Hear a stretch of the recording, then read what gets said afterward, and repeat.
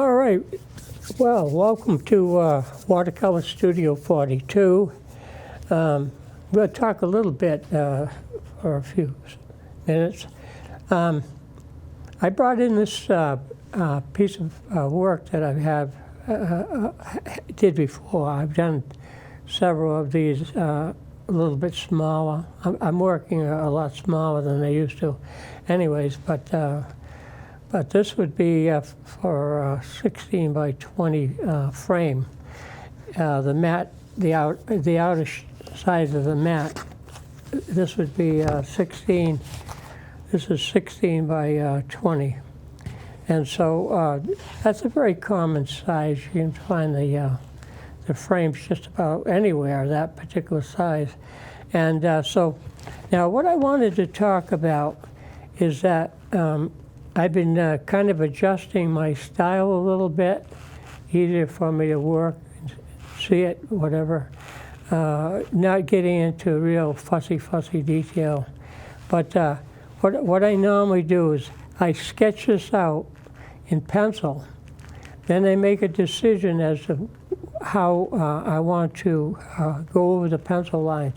What I usually have is one of those permanent markers. And I go over the pencil. If I could find one of these markers. Here you go. Similar to this idea. And so what I do is I go over my pencil. Now, at first I was leaving the width of the line the same, okay, the same width. And then it didn't jump out. It didn't, stand out enough. So I started making some of the lines a little bit wider. And if you don't have a large marker, you have to keep going over and over and over, moving the marker so that you get the width that you want. And so I came up with this. Now, I've done several of these. I refer to them as Easter lilies, white lilies, really. And we don't have some white ones as a rule, but we have a lot of those, well, I don't know, they call it like a tiger lily or something. And the orange ones, and they come up every year, perennial, so forth. So anyways, this is the idea that I do all the black first, and then it's just a matter of deciding how I want to fill it in. And what I usually do is the light area, in this case it happens to be the paper. That's just the paper, the color of the watercolor paper. And what I do is I do all the background first, and then I save the actual flower itself for the finish. Now, obviously, when you work with half this size, you probably may not want to use a large marker. So they have different, thicknesses or sizes. And what I usually do is start out with a small piece of work with a thin marker, a fine marker, if you will. That's what they call them, extra fine, whatever. And what I usually do is go over my pencil, and then I start painting it in, start from the back, work to the front, finish up with the flowers. So that's that idea. So I thought I'd bring that sample in just to show you. Now, what I like about this is it's a stronger painting, and the thing is that it carries way across the room, across the hall, if you will. So it does carry because of the strong outline. It's similar to the style of like a stained glass window type of thing. Okay, so I'll put that over there, fill in that space. If I can get it to stand up. Oh, maybe not, we'll just tilt it in there, how's that? Well, for today, I visited just recently in June, Vermont. I hardly ever get up there that often, but I told my son and my wife that for my birthday I'd like to visit the Vermont store. They have two Vermont stores. We happened not to go to the original one. The other original is about maybe 20, 30 miles more driving to get over to, and but we went to. They sell the same products and so forth, so there wasn't a big deal about going to the other store other than the original. But they say the town itself. I think the original store is in the town Weston, Vermont, and so if you're ever up that way. And then afterwards, we went a little further. We went over to the King Arthur flower place where I guess they package and so forth, process flour. Happens to be my wife's favorite cooking flour, King Arthur. So anyways, they sell a lot of other products in there and some of the cookies and so forth. And so it was a nice place to visit. Now, this one here is actually the cover of the Vermont catalog. But a lot of times, if there's the title of the store or magazine, whatever it is, I don't like a lot of print. So what I do is just block it out. And if I didn't want to save the whole cover, I just cut that particular area out and just paint what I see. I don't like to be sort of distracted by the lettering that might be there.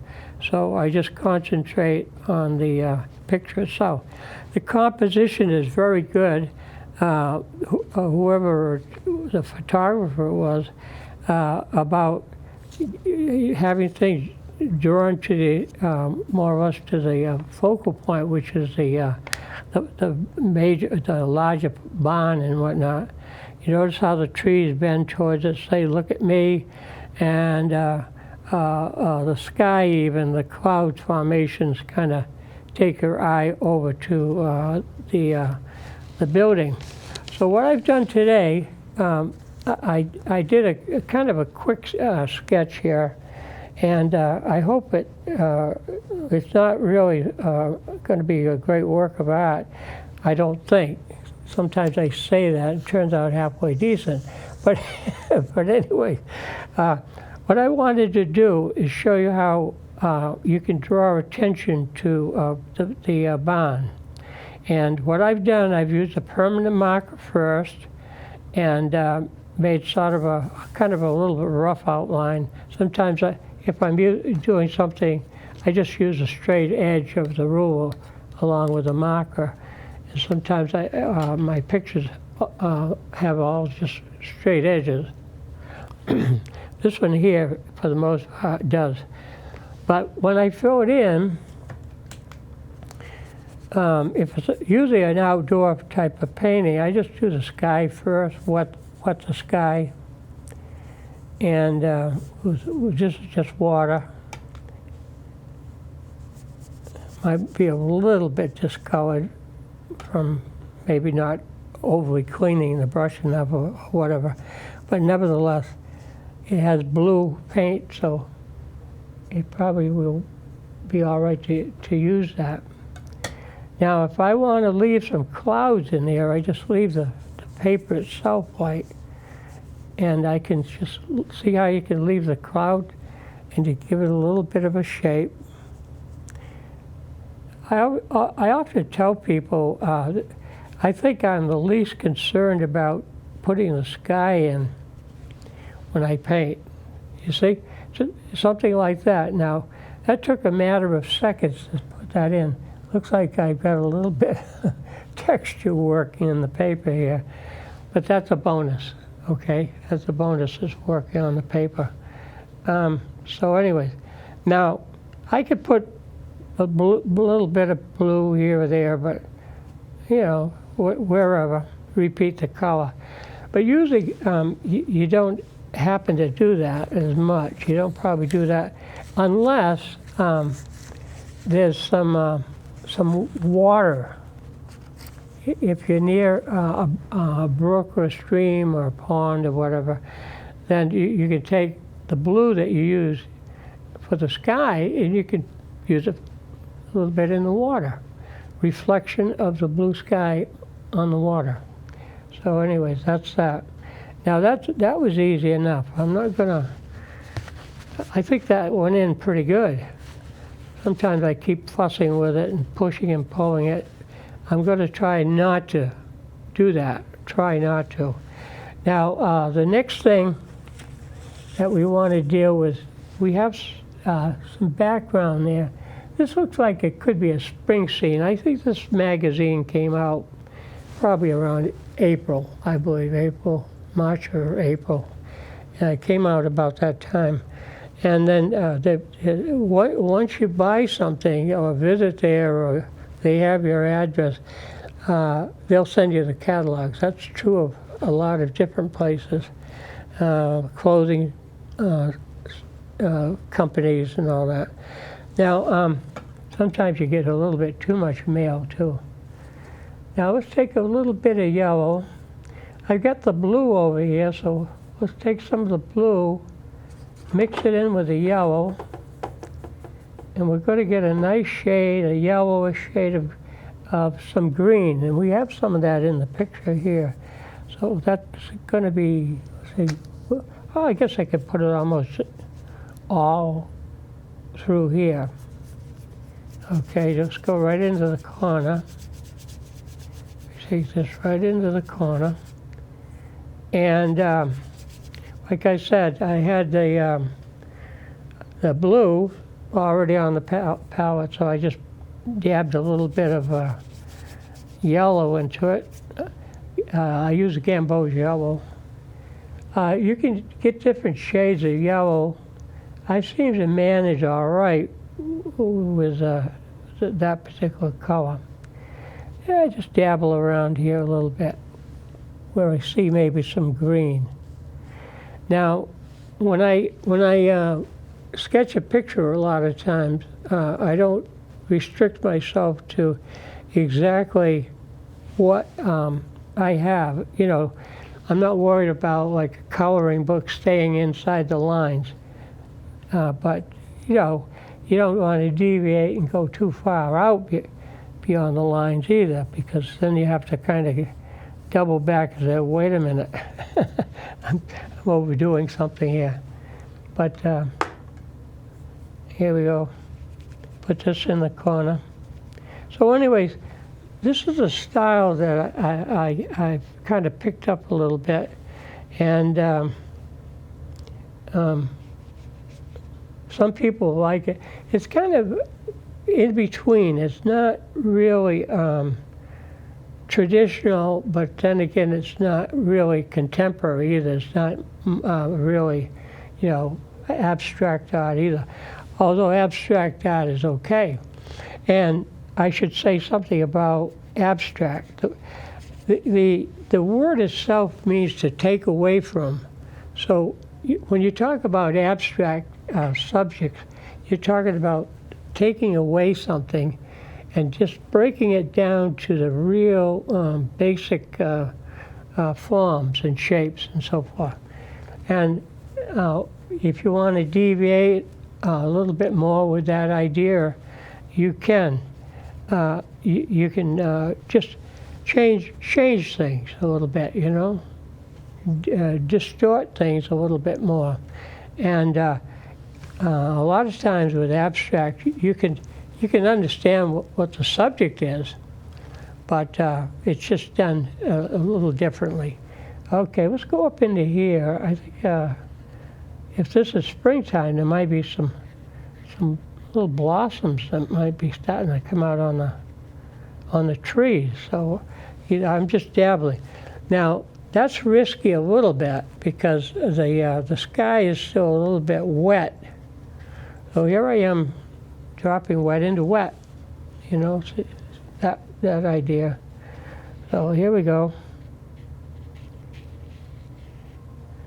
Now, anytime you want to lighten a yellow up, you don't have to add any white. I do have a tube of white. I didn't happen to find it to bring it today, but I do have some white acrylic. They do have a watercolor that's called Chinese white. The trouble is it's not quite as, it's a little bit too fine, and it's hard to hide a darker color that might be there. So what I use is acrylic because it's a little bit stronger, it's a little bit more opaque, and not so transparent. So look at that, little dabs up in there. Sometimes I don't know what there is about this too much. Well, I should say I know a little bit more about it, but I mean, the idea is sometimes, you know, if you get too fussy, sometimes it doesn't look so well. If you try to do something exact, for some reason, it doesn't always work. You know, you try to get too fussy. Because when you get too fussy, what happens? You're getting too uptight. You're getting too tight with the picture. And I may have the problem of sometimes being too loose. Sometimes I get the nickname Mr. Fluid, you know, because I'm painting kind of loose. But anyways, but that's okay, I guess. Everybody to each his own. I mean, whatever works for you is good, isn't it? And okay, so you're doing something a little different from everybody else, but you know, there's always somebody out there. There's so many people, there's all those somebodies that will like what you're doing, no matter what it is. Sometimes you can spill paint on a paper and forget and leave it and let it. Somebody will take a mat or something and put it over there. Hey, that's not bad. Are you kidding? It's just probably spilled paint. But gee, if they like it, you know, what the heck, you know, whatever you like. And so that's the way that goes. Here we go. I'm kind of dabbling around. I'm trying to looking for what other colors I can put in. I think probably what's happening back here, this is kind of in the shadow. Let's see, the light is coming. I think the light's mostly coming in from the left side. So I can go a little darker, whoops, a little darker than that. I'm using some of my raw sienna and just a pinch of my sepia, because that's very dark. Everything gets dark quite a bit in a hurry. If I could get some more brown to look like brown, that would be nice. Okay, put that in. Okay. Now one thing, when you, yeah, that is darker back here. I can get much darker with that later. There's sort of trees off in the background. You can make this anywhere. You know, you could have this up in the mountains if you want. Just put some mountains way back in the background. Somebody will say, "Oh, that must be New Hampshire. That might be Vermont or whatever." And it might be just me adding some mountains in there. I used to kid about it. Sometimes people would say, "Oh, is that Vermont, or is that New Hampshire, or whatever, the Berkshires or whatever?" I say, if you want it to be, it can be. I just put the label. Put the label on, okay? It can be. So anyway, it can be whatever you want it to be. That's one thing. You know, you sometimes you can give the painting a title. I'm going a little dark back in the background with the brown. You can give the painting a title, but that doesn't mean to say that person has to keep it that title. If you buy it and take it home and hang it in your house, you can give it any title that you'd like, whatever it might be to you, you know, and so forth. So that's what makes it, I think, sometimes a little bit personal. And the thing is, you've got to realize, no matter what this is, there's nothing like this anywhere else. And maybe you wouldn't want it to be anywhere else anyways. But anyway, what I'm saying is that it is an original piece of work, and it's your work. And whatever you do, if you want to take up painting, hopefully you do take that up for a hobby or whatever. It's relaxing if you don't get too uptight. But the thing is that it's good. It's very good. It's a good therapy. And oh gosh, my wife is into puzzle making. I sit down and work on it a little bit, but it can be very frustrating too sometimes, trying to figure out what's what. Oh, I think we had a 1,000-piece puzzle one time. Forget that. My wife, she said, maybe 500, half of that, but we had a 1,000-piece puzzle, and we had it on the dining room table, and it was getting close to Thanksgiving, and my wife says, I'll never finish this thing before Thanksgiving. So that's the only puzzle she never really finished, because it was 1,000 pieces, and we were probably halfway with it. And here's the Thanksgiving, you need the table. Now what I do, I have a board that you can lift off the table and move the whole thing. They have a board that you can use. I just use a large sheet of my paper that I use for a mat board, you know, it's thick enough, and I use that. It's a pretty large sheet. So anyways, for the puzzle. Okay, now that's a water stain. I don't mind that. Sometimes I might pull it out a little bit, but I leave it. It looks like a little bit of tall grass or something growing in there. Every so often you'll get a water stain, especially if you lay your paper down flat on the table, because it just settles in flat. It can't go anywhere as a rule. So that's what happened. Now, see how we can move along here.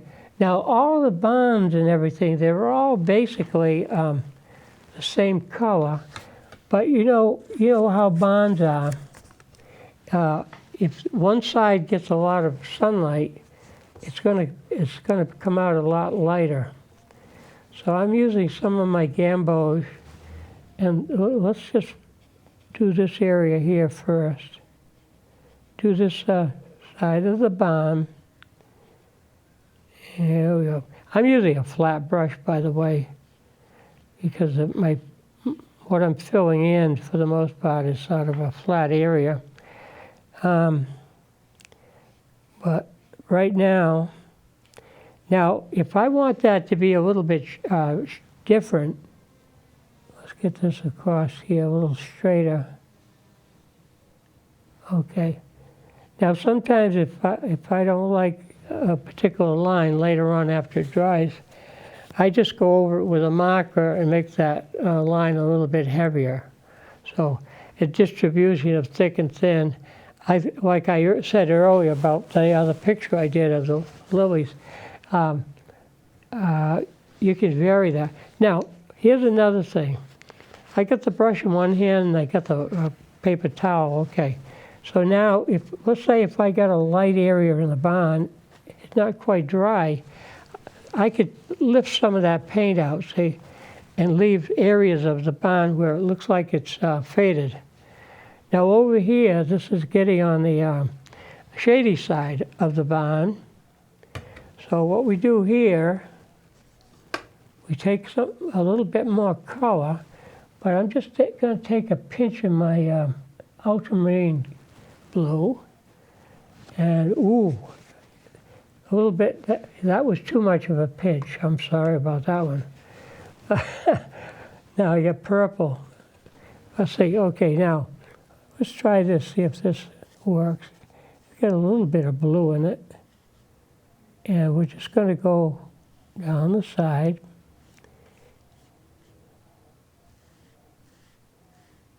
Okay, down the side. And just kind of pull it. Now, the siding on the barn is vertical. Sort of they fill it in with paneling. So when you paint it in,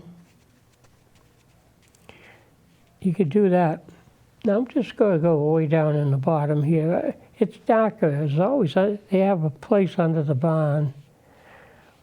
Usually it's high enough so they can drive the tractor under there. They want to clean the barn out. They got a little hole in the floor. They just drop whatever they want to put in there right into the tractor. They usually have a little trailer on the tractor, and you kind of cleans the barn up in a hurry. Okay, we'll come right down the side here. You see how, now some of that texture, wet into wet, some of that yellow-green kind of getting over on the barn. Now sometimes if it doesn't bother me too much, I just leave it that way and just write it off as like a reflection. Okay, right up in the peak of the barn, we're going to get that a little bit darker there. Let's add a little bit more of that ultramarine. Where are we? Right over here. And let's just put a little bit more shading up underneath there. A little bit like that. See? Now that's a little bit too much. Now it's turning the color too much. So what I'm going to do, kind of pull that out and pull that color down into the pinkish color, the gamboge, the lizard crimson. That's what it is. See how you're getting a little bit mix of color there, which is okay. That's all right.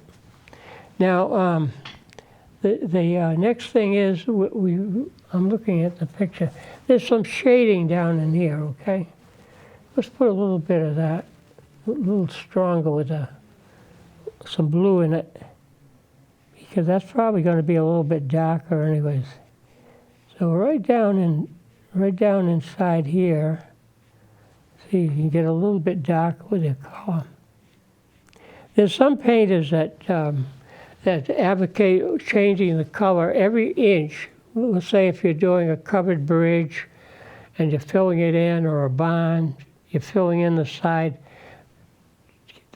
As they go along, they change the color. A lot of times they go from a warm color, you know, an orange and a yellow and maybe pink or purple, and then they go to the cool color.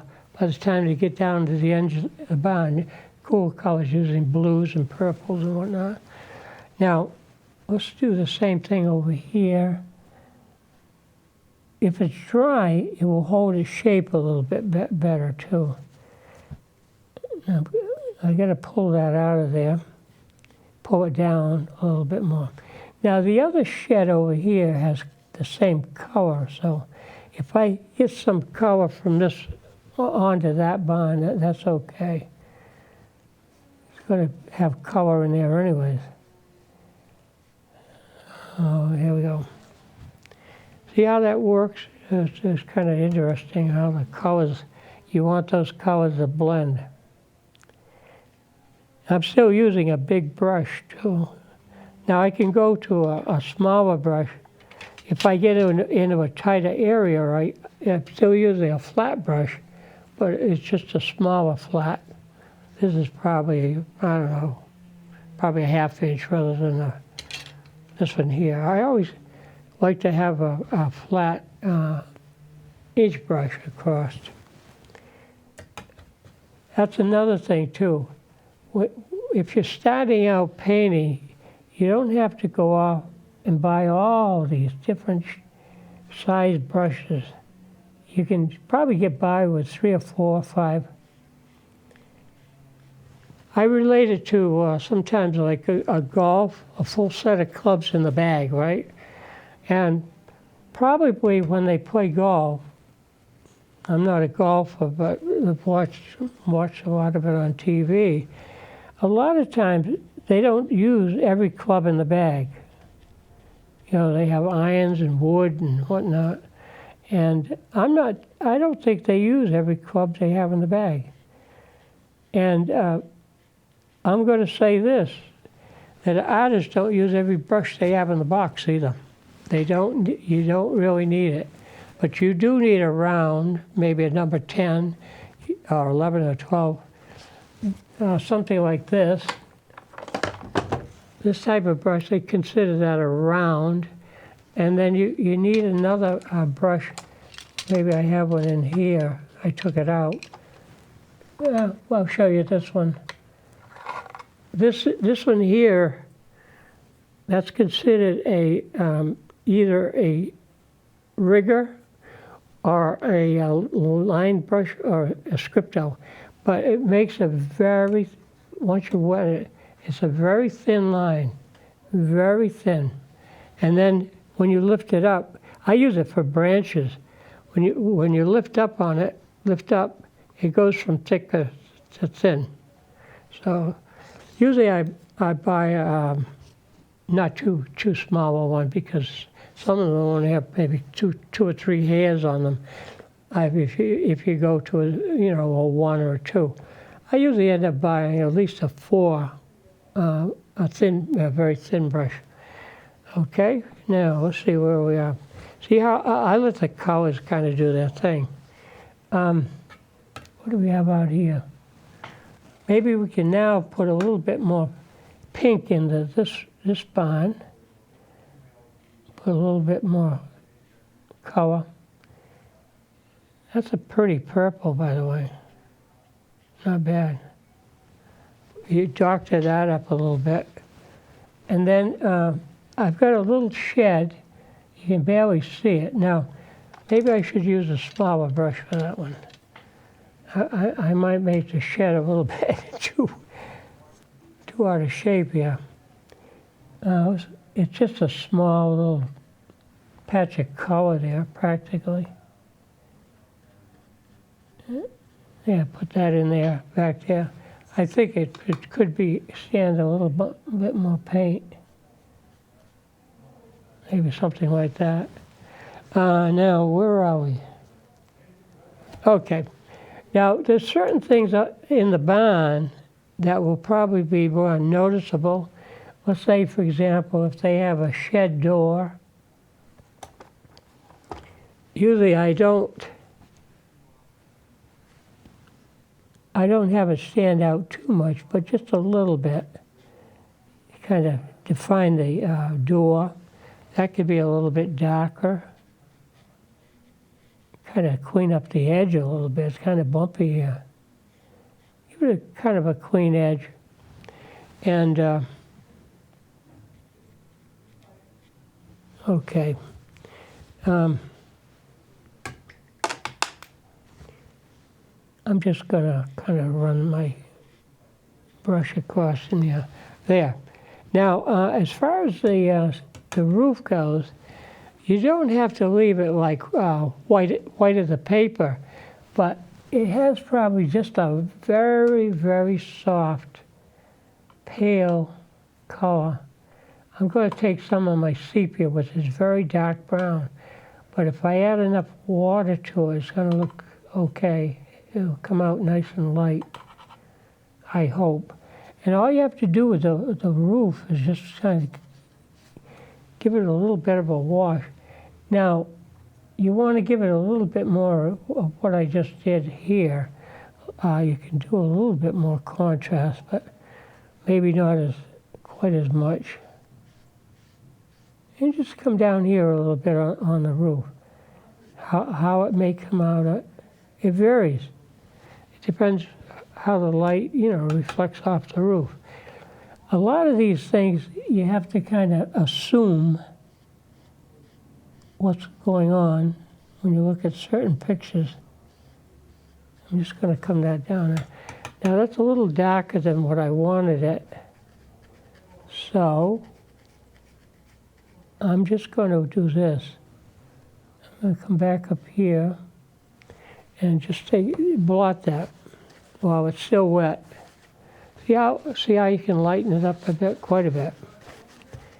And the barns, I don't know, they can be shingled. Sometimes they use roofing paper or kind of crude type of material. Sometimes it's a metal roof. Those are the ones that last longer. Let's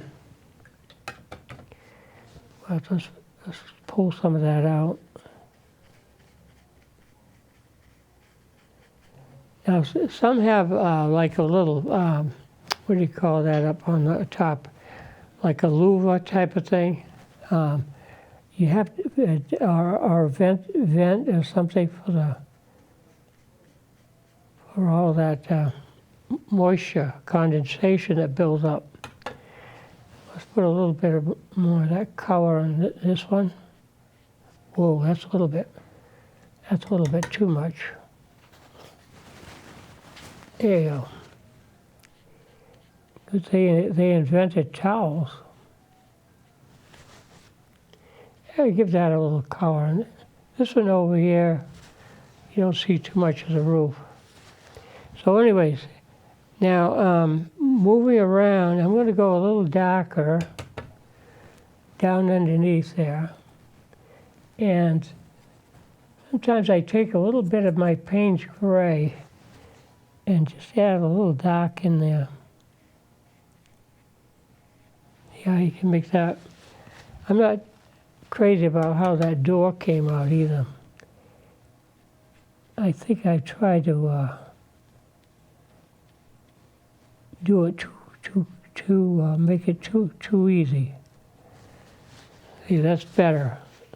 It had too much texture in it. Yeah, and then over and back, there's a silo. And we could put some of that in. It has a shadow side on what would be my right side here. And that shows up a little bit. Now, if it doesn't show up as much as you'd like, maybe the louver actually has to have a little bit more color in that. Oops, I'm trying to be overly cautious with too much. I don't want to put too much in there. Just to kind of bring it out a little bit. But I'll find probably as I go along that certain things need to be outlined a lot more, heavier than what it is. And the beauty of watercolor, the paint can sit there for weeks and weeks, but once you put water to it, you can reactivate the paint and push and pull it around a little bit more. Now there's more shadow down on the end of the barn here. In the picture, we see that.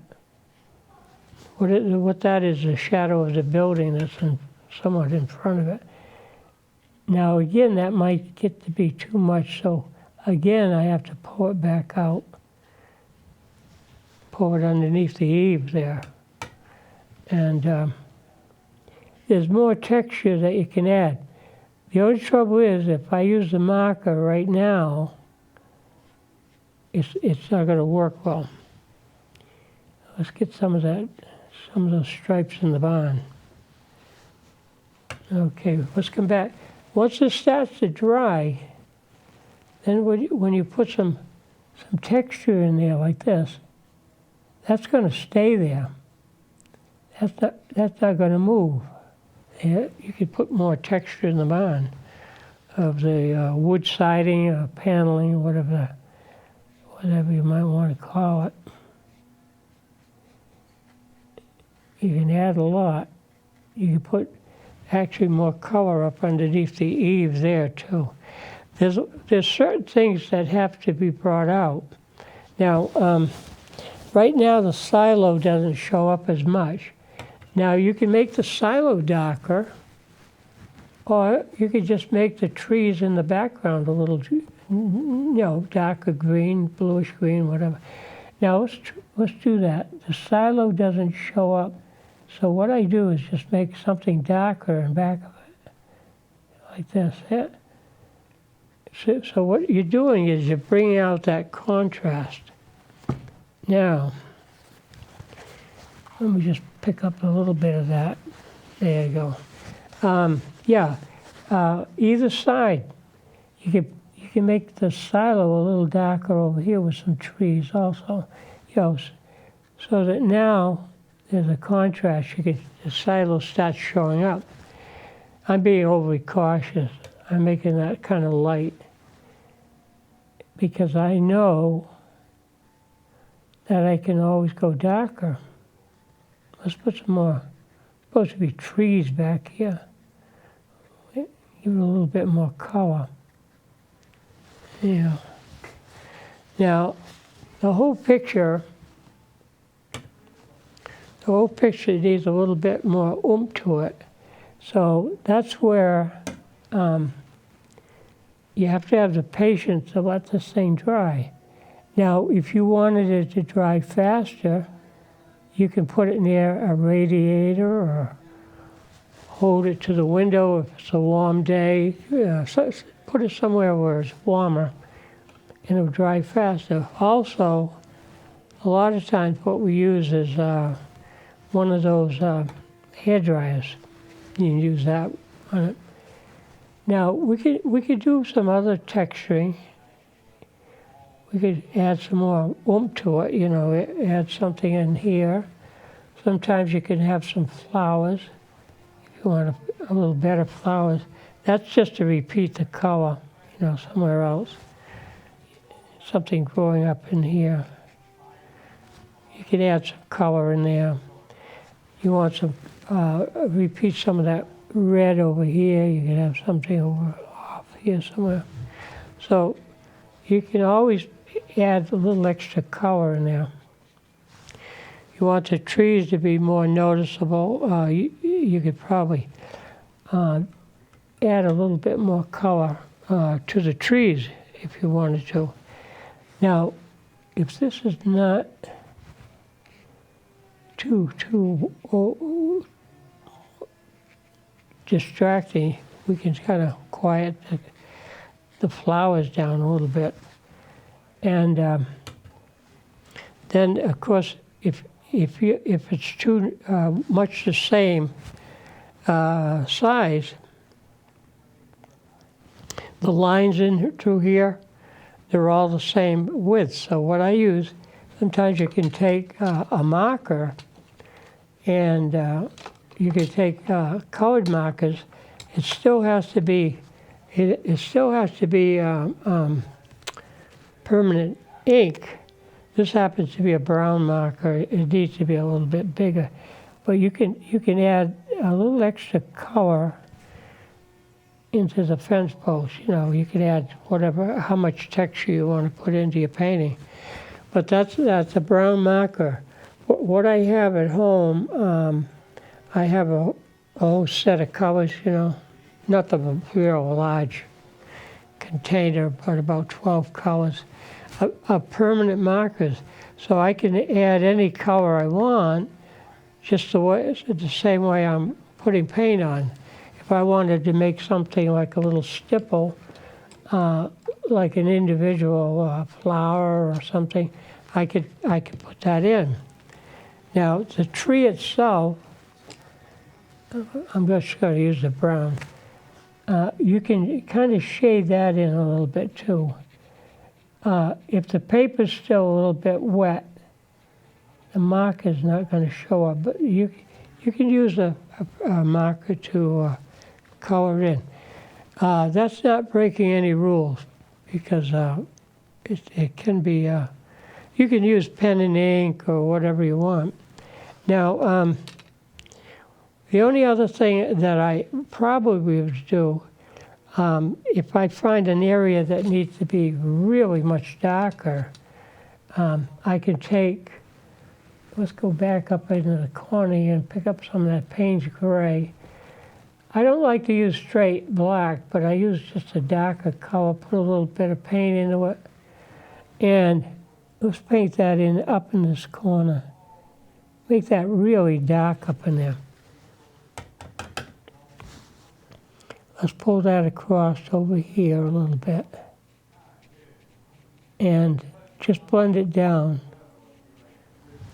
See, that's still not quite as dark as it can be, but at least we're getting that feel for it. Now, any other window or whatever it is you want to indicate, you can kind of put that in a little bit up in here. Okay, something like that. If you want to add a window over here, put one in there. This little building here has a window. Let's see, here we go, somewhere in there. You can make a hint. Now, what I usually do, like I said, some of this has to be left because it's going to be outlined a little stronger. You're going to have like this one here. You're going to get a stronger width of some of the lines. They may not be as heavy or thick as this, but I keep in mind the balance of distribution. See the colors? Like a triangle in there of color. Usually sometimes I'll paint this corner and do the opposite corner using the same colors.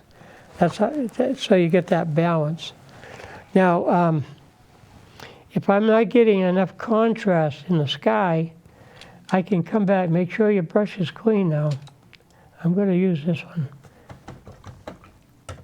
This is a round, probably number, I don't know, 12. I'm just going to put back in a little bit of that sky again that we had. You might want to show a contrast between some of the clouds. Oh, you still got green on the brush. Still have some green. Let's blend that out of there. Okay. Yeah, quiet. What I was trying to do is make the blue just a little bit more bluer. But I think I still had some green in that brush. Let's see, let's try it again. Oh, wow. Guess what? Blue. That's good. There you go. See, you're getting that contrast in there. Like I said, you can repeat some of the blue wherever you want it. You have a little brook or stream running through there. Whatever you want to add to the picture. Now these trees here are very skimpy looking, but the paper's still wet, so I can't make them a little bit wider with the marker yet. But you kind of get the idea how that works. Now, what I have to do is make sure I've got sort of a false mat around the edge using the width of the tape. But what we have to do is make sure that we put the color, have the color right up against the tape all the way around. Don't leave any white spots here, like that's white, and give it some color. Here we go. Doesn't have to be overwhelming, but just a contrast between the white of the mat and the picture part, right? Okay, now let's give this another coat. Bring that out a little bit more. What we haven't had is a lot of, so far this summer's a lot of sun. I like to work out on the deck. I have a nice umbrella and all that. And everything's been wet. can't get out. And I do not like to work in the cellar or in the house, anywhere in the house. Lighting is too poor. Here, if I had this type of lighting, it would probably be perfect. But that's what we need. I still need to bring the contrast out so that the louver shows up a little bit more. A little bit more over here. Contrast the sky. Go up in the corner. Something like that. You see how that works? And a little bit too much green here. That big chunk of area. So that can be broken up. I can make that lighter by lifting some of the paint out, blot it out, make that lighter in here. See how that kind of, at least it's contrasting, but you can add maybe some warmer color into that, into the greens. Yeah. I don't know if that helps. This gets a little bit dark here. This can be darker eventually, but this gives you an idea of something how it works. And the fence looks kind of skimpy right now, but I have to wait, let that dry. Again, I can use a marker or a thin brush, but if I try to paint it now, it's a little bit wet. It would probably blur. Whether I want to leave that much white in there or this white, that's not in the bond. But if it's too distracting, what I do is just take just a little soft paint and just give it a little bit of a color. If you don't want that in there. See, this way it's not going to be so noticeable. But sometimes I just leave some white spots in there and see what it's going to look like. By the time I get through, I probably might decide to do a little bit more work with it. But right now, see, it's all the same thickness of the lines, so that's why you got to kind of bring it out. I don't know if I can put something up in here. Repeat some of that red in there. Maybe a little pink over here, a little bit more. Okay, this can be darker. Oh, just a little bit more over in here. As far as applying color, I myself personally don't come in and hit it real heavy with a darker color. I kind of build up to that. And when I look at it after it's dried out quite a bit more, I know exactly what needs to be pulled out quite a bit more. This had to be pulled out a little bit more. So all it is a matter of filling in some of these darker areas, and you can do the same thing with this, but just to pull it back out. Okay, so we're running a little bit out of time, so I'm just going to pull the tape here. This is just regular masking tape around the edge of the paper. And it gives a little bit of a false matte.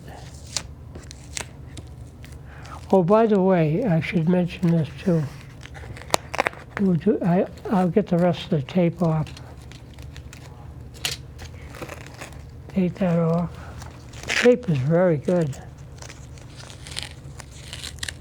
Okay. Get this side.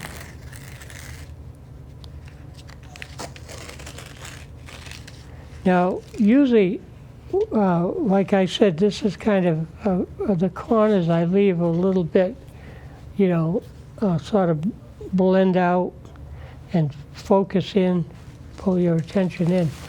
But another thing you can do is when you get through, this is probably a good place to locate your signature. And what I try to do is make it look like it's kind of hidden in the grass here. See, I make it look like it's part of the grass. And people say, where's your name? Oh, it's hidden in there somewhere. But this gives you an idea. Here you go, what it looks like. And so hopefully we'll see you next time, okay? And in the meantime, I almost forgot because I haven't been that active lately. If I can pull the brush out of the tape, brush it up, and we'll see you later.